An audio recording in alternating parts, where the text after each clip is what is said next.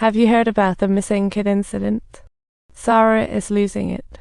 She thought the cameras were superheroes, but Donovan told her he was the Lone Ranger on camera. Sarah knew she couldn't waste time. She needed the German police and Kinky help call as Sarah unloaded her chaotic day. She hoped the police would come to help find her son, but with the U.S. consulate being no-fly zone, the German police were powerless to intervene. To get them on board, Sarah had to step out of the consulate, but she knew getting out is easier than getting back in. Sarah lost hope and hung up. Kinky told Donovan to keep a close eye on her.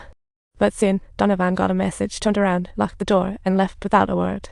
How mysterious.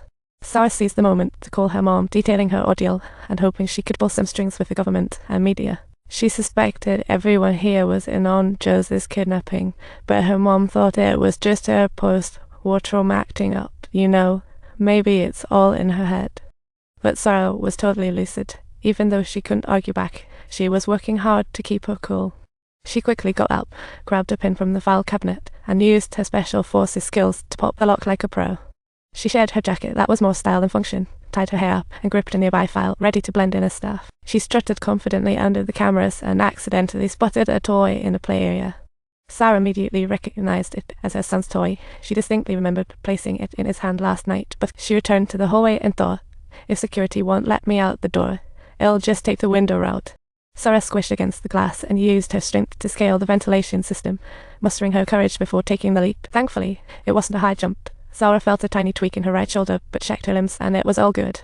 She glanced back at the skylight, suspected it was a secret hideout below, and smashed it open with a brick. The sting made her grunt, but she jogged as she called her son's name, rushing to swing the emergency door open. She spotted the overhead cameras and grabbed a fire extinguisher, only for it to clatter to the ground. This floor was mostly visitor apartments. All the doors were locked except for one near the window, so she tiptoed in. Suddenly, a girl popped up. She didn't have impressive fighting skills and was easily subdued by Sarah. Seeing she wasn't putting up a fight, Sarah let go and informed the girl her son was missing. Sarah asked if she had seen him. The girl suggested security. Sarah thought they were suspect.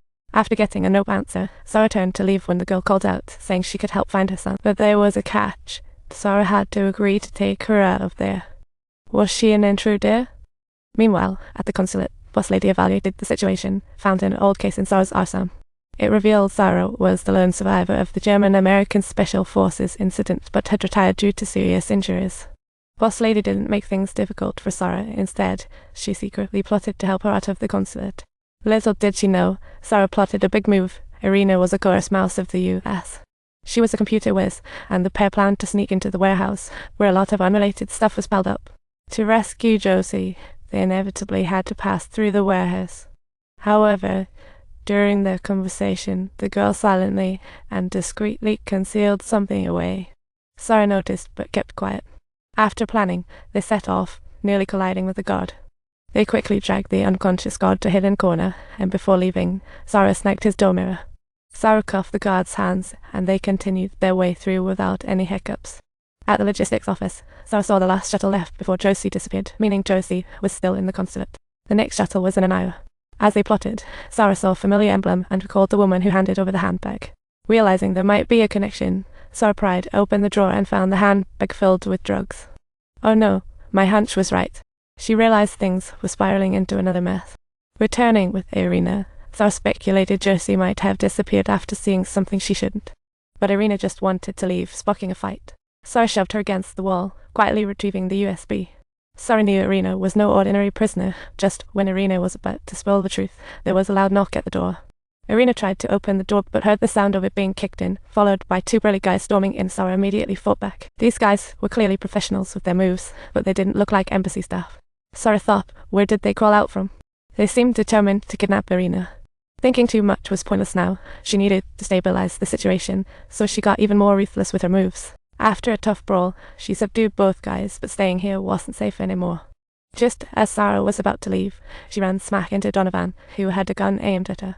Then Kinky rushed in through another door and injected Sarah with a sedative, sending her straight into dreamland. In her dreams, she relived happy moments with her son and husband. It felt like yesterday. Don't forget to subscribe.